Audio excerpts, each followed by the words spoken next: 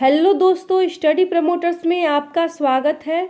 दोस्तों, आज के इस वीडियो में हम पढ़ेंगे कक्षा 10 के हिंदी के पद्य खंड के अंतर्गत भाषा एकमात्र अनंत है, जिसके रचनाकार अशोक वाजपेयी जी हैं।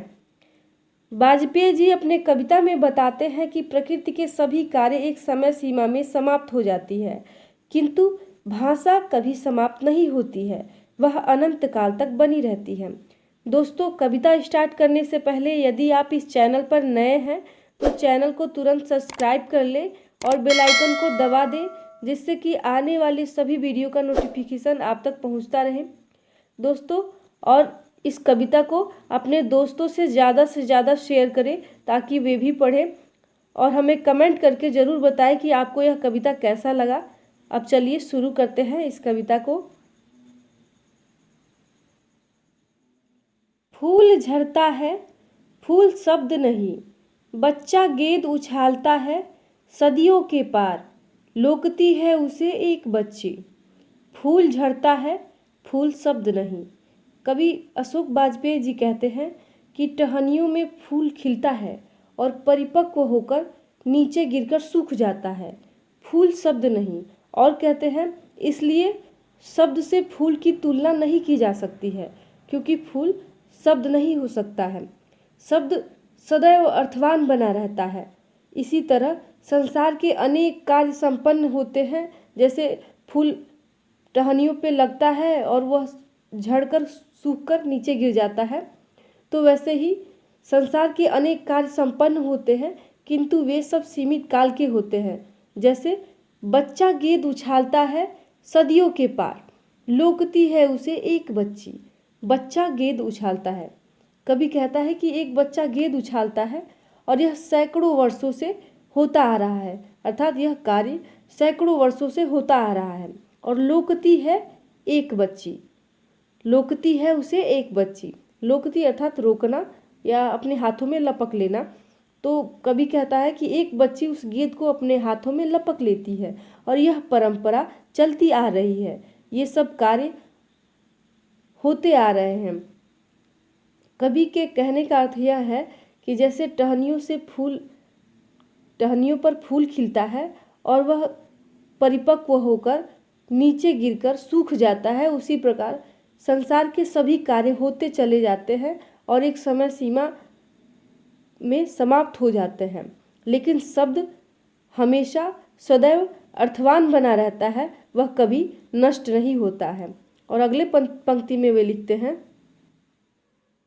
बूढ़ा गाता है एक पद्य, दोहराता है दूसरा बूढ़ा, भूगोल और इतिहास से परे किसी दलान में बैठा हुआ। बूढ़ा गाता है एक पद्य। कवि कहता है कि एक वृद्ध व्यक्ति परंपरा से गीत गा रहा है और दोहराता है दूसरा बूढ़ा, और वृद्ध हो रहे लोग उसे दोहराते चले आ रहे हैं। सब लोग जो वृद्ध हो रहे हैं वह इस गीत को दोहराते हैं। भूगोल और इतिहास से परे किसी दलान में बैठा हुआ।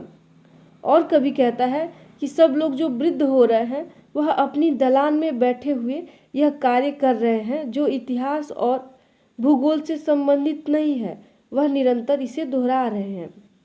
कवि के कहने का अर्थ यह है कि एक बूढ़ा एक पद्य गाता है, एक गीत गाता है, और जो बूढ़े हो रहे हैं, जो व्यक्ति बूढ़े हो रहे हैं, उस गीत को दोहरा रहे हैं। और यह गीत न तो भूगोल और न ही इतिहास से संबंधित रखता है, अर्थात यह न भूगोल से संबंध रखता है और न ही इतिहास से, लेकिन फिर भी वे सभी बूढ़े दलान में बैठकर यह गीत गा रहे हैं।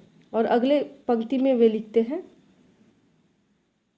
न बच्चा रहेगा न बूढ़ा, न गेंद न फूल न दलान, रहेंगे सिर्फ शब्द, भाषा एकमात्र अनंत है।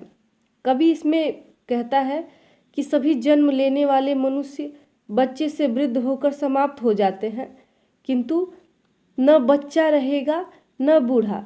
कहते हैं कवि कि भविष्य में न बच्चा रहेगा और न ही वृद्ध व्यक्ति, और न गेंद न फूल न दलान। और कहते हैं न गेंद रहेगा न फूल सुरक्षित रहेगा और न ही दलान सुरक्षित रहेगा, किंतु फिर भी रहेंगे फिर भी शब्द भाषा एकमात्र अनंत।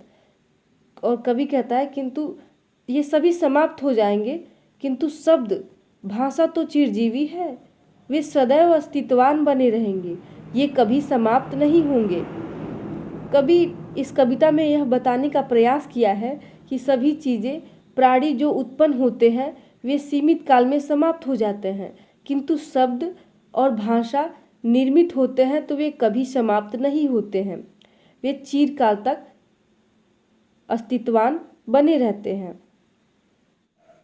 दोस्तों, इस प्रकार यह कविता समाप्त होता है।